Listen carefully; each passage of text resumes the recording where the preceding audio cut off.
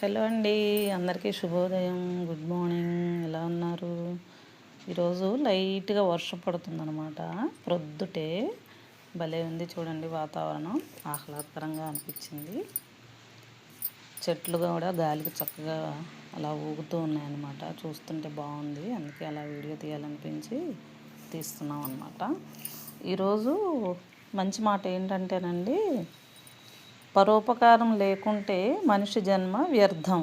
అలాగే మంచి గుణం లేకుంటే అందమైన రూపం ఉన్నా కూడా వ్యర్థం.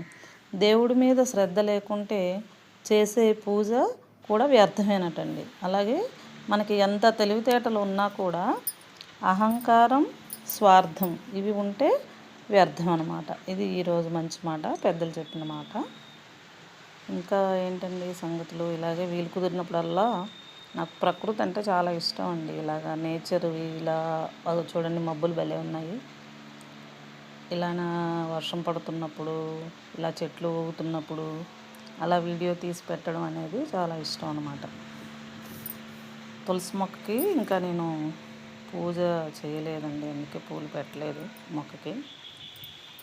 సో ఇదండి ఈరోజు మంచి మాట. నచ్చితే లైక్ చేయండి.